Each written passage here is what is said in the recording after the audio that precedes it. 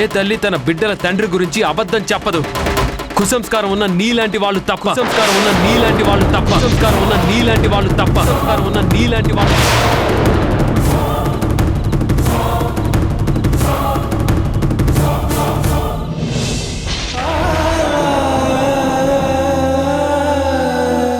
అసలు నువ్వు ఇప్పుడు ఎందుకు వచ్చావే? భయం అన్నయ్య, భయం రప్పించింది.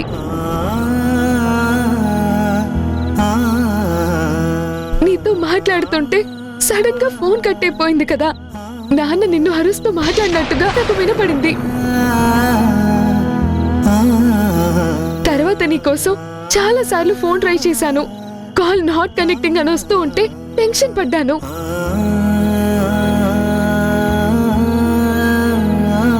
నిన్ను చూడాలని, నీతో మాట్లాడాలని మనసు ఆరాటపడింది.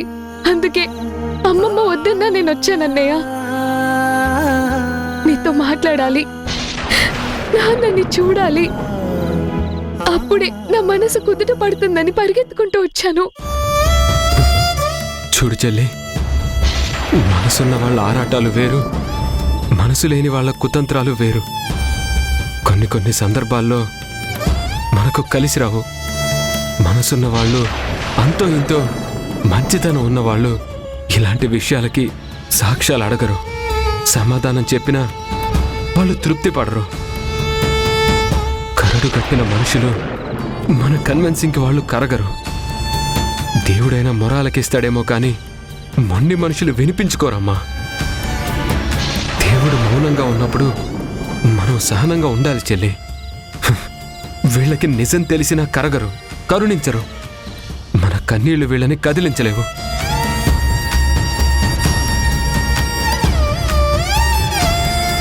అసలు ఎందుకన్నయ్య, ఎందుకు వీళ్ళు మనల్ని విడదీస్తున్నారు, నిందిస్తున్నారు? నిజాన్ని అబద్ధం అంటున్నారు, ప్రేమని స్వార్థం అంటున్నారు, పిలుపుని తప్పు పడుతున్నారు.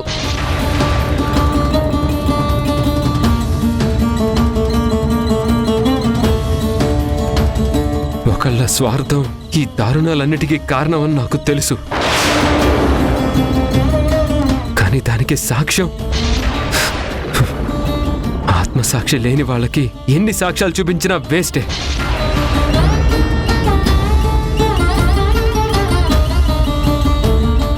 ఏదైనా కాలం ఇవ్వాల్సిందే వాళ్ళకి తీర్పు. మనం కన్నీళ్లతో రాయలేం. ఒకళ్ళనే వినిపించుకునే స్థితి, ఇంకెవరిని వినిపించుకోలేని స్థితి, నిజాలు నమ్మలేని పరిస్థితుల్లో నాన్నున్నాడు.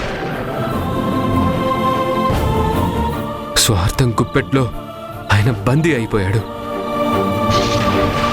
ఏట్రా ఏంటి కింద అక్కడి నుంచి ఇష్టం వచ్చినట్టు వాగుతున్నావు? ఎవరు స్వార్థంరా? ఈ దారుణాలన్నింటికీ కారణం ఎవరినంటున్నావురా?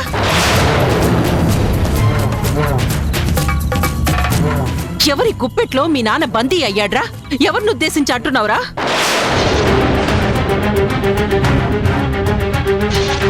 అసలు విషయాన్ని దాటేయడానికి అన్నయ్య అన్నయ్య అని ఇది, చెల్లి చెల్లి అని నువ్వు. ఇది నిన్ను ట్రాప్ చేస్తూ ట్రాన్స్లోకి తీసుకుపోవాలని చూస్తుంది. నువ్వింకా ఇక్కడ ఒక్క క్షణం కూడా ఉండటానికి వీల్లేదు. మీరు మాయ చేసే మనుషులే, మాటలు నేర్చిన మాంత్రికులే. పదవి పద.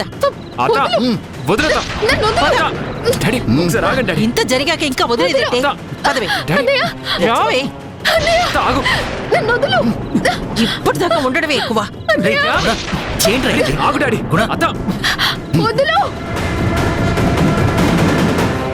డాడీ వదులు డాడీ. డాడీ ఒక్క నిమిషం డాడీ. అత్త అత్త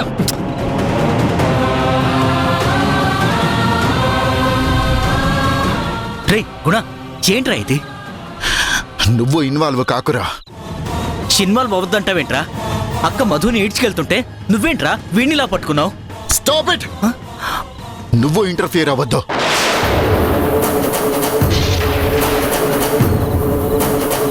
అంతా కలిసి నా కొడుకుని నాకు దూరం చేయాలని చూస్తున్నారా? తల్లి వరస, చెల్లి వరస అని నా పిలుపు నాకు ఎడబాటు చేయాలని చూస్తున్నారా?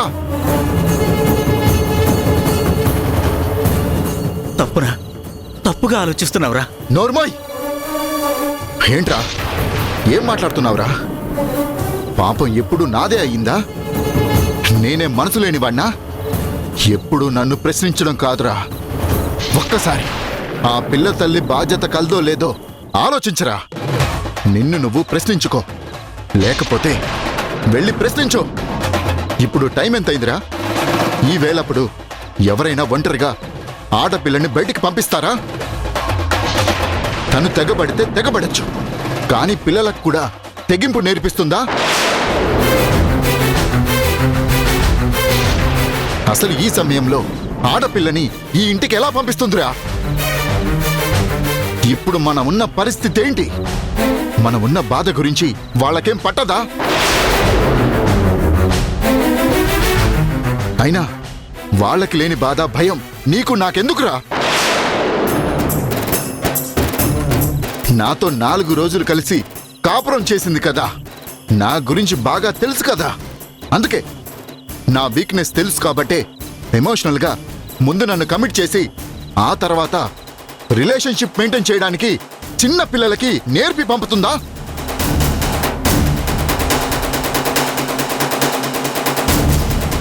ఎదిగిన పిల్లలు వేసే ప్రశ్నలకి సమాధానం చెప్పలేక వేలు నా వైపు చూపించి తప్పుదోవ పట్టిస్తుంది. ఇంకా నువ్వు నన్ను తప్పంటే మాత్రం నిన్ను నేను కూడా క్షమించను.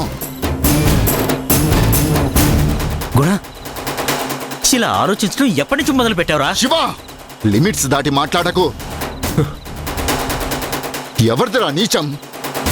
తండ్రి కాని వాడి దగ్గరికి కూతురిగా పంపించడం నీచం.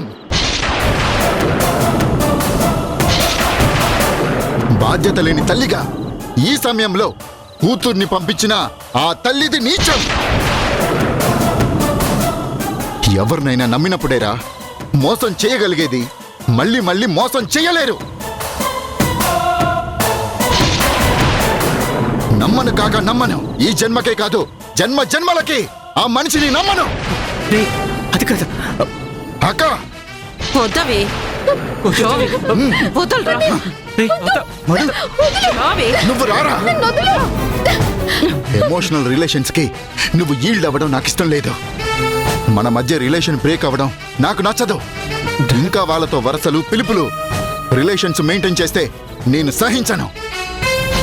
పద. రేయ్, డాడీ, రేయ్ గుణ.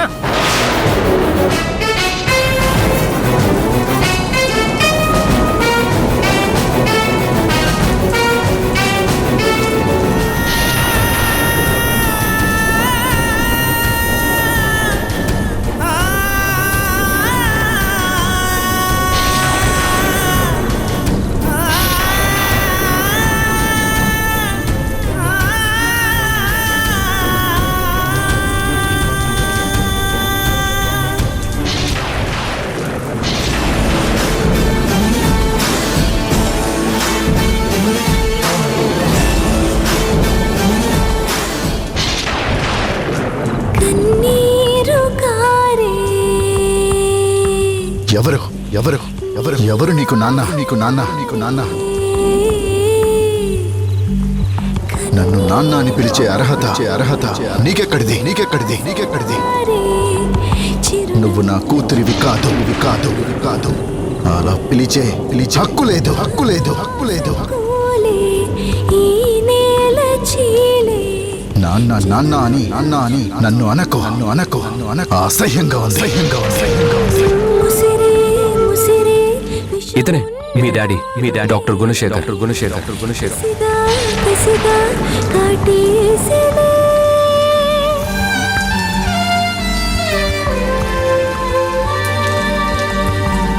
ఎవరు ఎవరు ఎవరు ఎవరు నీకు నాన్న? నీకు నాన్న నాన్న అని పిలిచే అర్హత నీకెక్కడిది? నీకెక్కడిది? నీకెక్కడిది? నాన్న, నాన్నవని నిన్ను చూడాలని నీతో మాట్లాడాలని వస్తే ఆ పిలుపు పిలవద్దంటావా నాన్న? నాకలా పిలిచే అర్హత లేదంటావా? నా తల్లి తప్పు చేసిందని నాతోనే అంటావా నాన్న? నేను ఎవరు పెట్టినోనా? మరెవరికో వారసురాలనా? నీకు నాకు రక్త సంబంధం లేదా? అమ్మ పేగు బంధం తెంచిన నీ జీవబంధమే నన్ను నిలిపింది నాన్న. నా నాకు ఈ జీవితం ఇచ్చింది నువ్వే నాన్న. నేను నీ కూతుర్ని నాన్న. ఎలా ఎలా నీకు అర్థమయ్యేలా చెప్పాలో అర్థం కావడం లేదు నాన్న.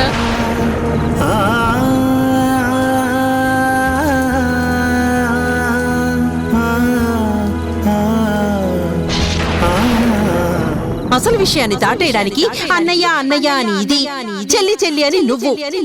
ఇది నిన్ను ట్రాప్ చేస్తూ ట్రాన్స్ లోకి తీసుకుపోవాలని చూస్తుంది.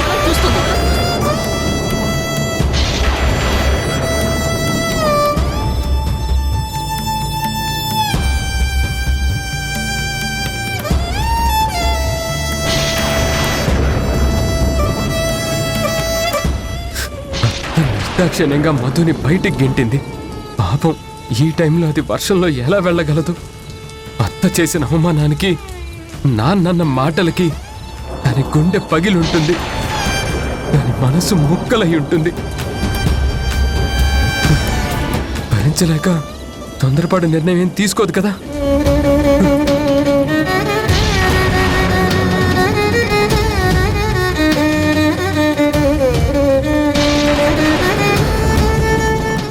నాన్న దొరికాడన్న సంతోషం అది వెతికినంతకాలం పట్టలేదు. అంతలోనే నాన్న అసహించుకోవడం అది సహించగలదా? చిన్న పిల్ల అది ఎంత మదన పడుతుంటుంది. నాన్న మరీ రాక్షసంగా ప్రవర్తించాడు, మరీ మనసు లేని మనిషిలా తయారయ్యాడు. ఇంత కఠినంగా ప్రవర్తిస్తాడని నేను ఏనాడు ఊహించలేదు. అత్త మాటలు నమ్మి ఆశవికంగా మధు అత్తని గెంటేస్తుంటే చూస్తూ ఊరుకున్నాడు. అమ్మ మధు, మరి అలాగే మిమ్మల్ని ఇంటికి చేర్చేది? ఈ కన్నీళ్లు శాశ్వతం కాదు మధు. నువ్వు నా చెల్లెలివి, చిన్న నా తమ్ముడు, మనందరం ఒక కుటుంబం. అది ఖచ్చితంగా నా నొప్పుకునేలా చేసి తీరుతాను.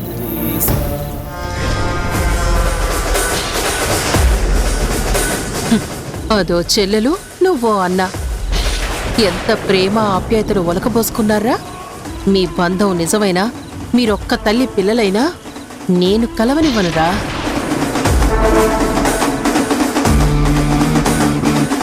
మీ ఆపేక్షల మీద కక్ష కట్టా, మిమ్మల్ని ఎలా ఒకటి కానిస్తాన్రా?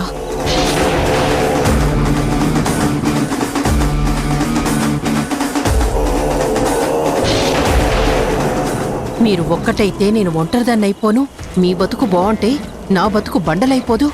ఇప్పుడది ఎలా వెళ్తుందని భయపడుతున్నావు కదరా? ఆ భయంతో దాన్ని రక్షించాలి, తోడుగా ఇంటిదాకా వెళ్ళాలి, అమ్మని చూడాలి, కావలించుకోవాలి, మాట్లాడాలి అని మనసు ఆరాటపడుతుంది కదా. నీ ఆశలకు అడ్డుగోడగా ఈ అత్త నిలబడి ఉందిరా. నన్ను దాటుకొని వెళ్ళలేవు, వెళ్ళనివ్వను. ఒక్కసారి కలిసే ఛాన్స్ ఇస్తే మళ్ళీ మళ్ళీ కలుస్తారు, నాకు ఎసరు పెట్టేస్తారు. నా కోసం, నా తమ్ముడు నా నుంచి దూరం కాకుండా ఉండటం కోసం నిన్ను దూరం పెట్టించటానికి ఇంకా ఈ తలుపులు తెరవన్రా. తెరుచుకొని నువ్వు రాలేవురా.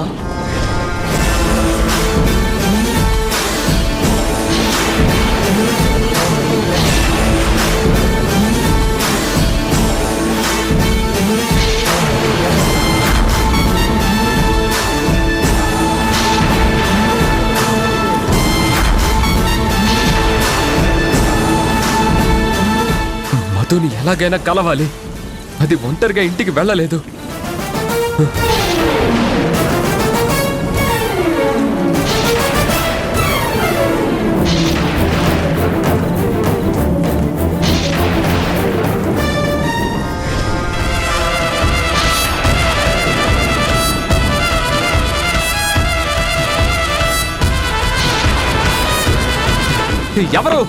ఎవరు బయట? డాడీ, డాడీ ఎందుకు పెట్టావు? డాడీ, తలుపు తెరువు డాడీ, తెరువు డాడీ, డాడీ, డాడీ. నా అంచనా కరెక్ట్. వీడు ఖచ్చితంగా వాళ్ళ నాన్ననే తప్పు పడతాడు. పట్టని, వీడు తండ్రిని ఎంత తప్పు అనుకుంటే నాకు అంత ఒప్పు అవుతుంది, కలిసొస్తుంది. ఎందుకు డాడీ ఇంత దుర్మార్గంగా మారిపోయావు? నన్ను గదిలో పెట్టి తలుపులు మూసి గడివేయడం డాడీ? ఎందుకు డాడీ ఇంత కక్ష సాధిస్తున్నావు? తలుపు తెరువు డాడీ, తెరువు డాడీ. నేను నీ కన్న కొడుకుని డాడీ, నేను నీ కన్న పిల్లలం. అది ఇంటి ఆడపడుచు, నా తోబుట్టువు. మేము అన్నా చెల్లెళ్ళం. మమ్మల్ని కలవకుండా చేస్తే పాపం తగులుతుంది డాడీ. ప్లీజ్ డాడీ, తలుపు తెరువు డాడీ. తప్పు చేస్తున్నావు డాడీ, చాలా పెద్ద తప్పు చేస్తున్నావు. నువ్వు ఎవరినో అసహించుకోవడం కాదు, నేను నిన్ను అసహించుకునేలా ప్రవర్తిస్తున్నావు. అత్తను నమ్మి అమ్మని తప్పు పడుతున్నావు. నిజం తెలిసిన రోజున నువ్వు పశ్చాత్తాపడ్డా నిన్ను క్షమించండి డాడీ. నీ మీద జాలి చూపించే పరిస్థితి నువ్వు పోగొట్టుకుంటావు డాడీ. మా సహనం చచ్చేదాకా నువ్వు ఇలా ప్రవర్తించకు daddy. Please daddy, please daddy, తలుపు తెరువు డాడీ, తెరువు డాడీ.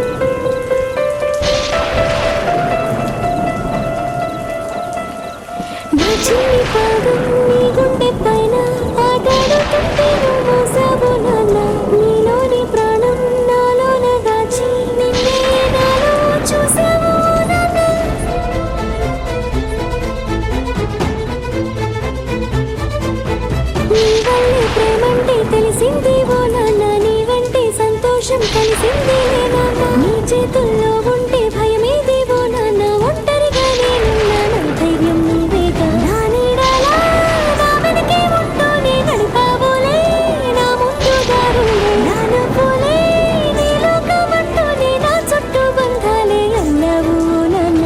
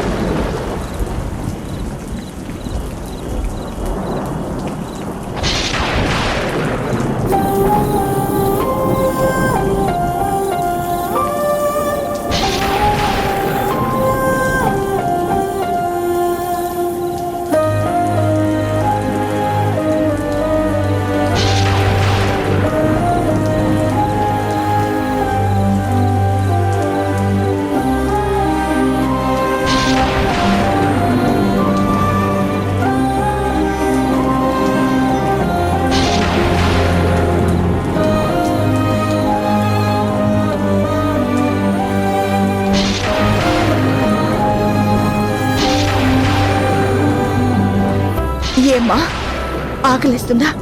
అన్నం తింటావా? మంచినీళ్ళు ఏమన్నా కావాలా? పిల్లలు తిన్నారా? లేదు, వండినవన్నీ వండినట్టుగానే ఉన్నాయి. ఎవరు ముద్ద ముట్టలేదు. నాకే అంత ఆకలి మండిపోతుందని అడుగుతున్నావా? బాధ కడుపు నింపేసింది, పొద్దు దిగే అవకాశం లేదు.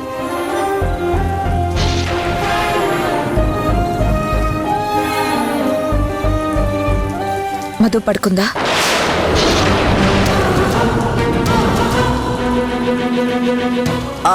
అది ఇందాక ఏడ్చి ఏడ్చి దాని గదికి వెళ్ళిందే, నిద్రపోతుందేమో. అది నా మీద అరిచి తిట్టి ఏడ్చింది కదా, నన్ను ఏడిపించింది కదా, అలసిపోయిందేమో. నా మీద ఇంకా కోపం తగ్గినట్లేదేమో, అలక తీరిందో లేదో. ఒకసారి నేనే వెళ్ళి పలకరిస్తాను.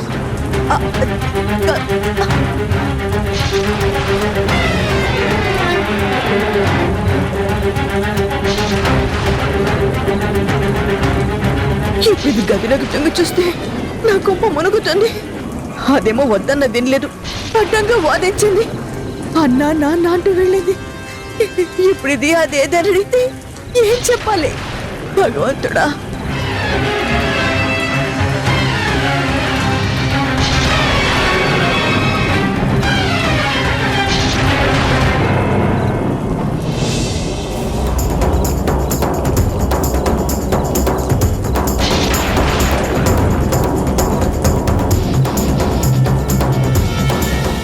దీనికేదో నా మీద డౌట్ వచ్చింది. ఎంతైనా తెలివైంది కదా, నా మొహం చూసి కనిపెట్టేసి ఉంటుంది. ఈ భయం ఒకటి నా మొహంలో దాగి చావదు. నేనంత బింకంగా ఉన్నా సరే బయట పడేస్తుంది.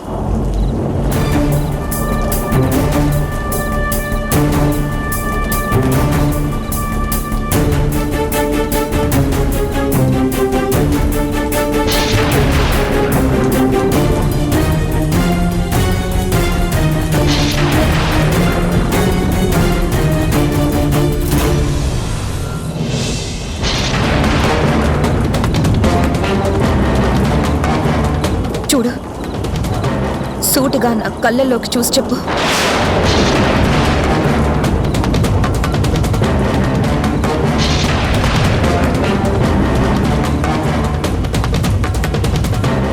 ఏం చెప్పమంటావు?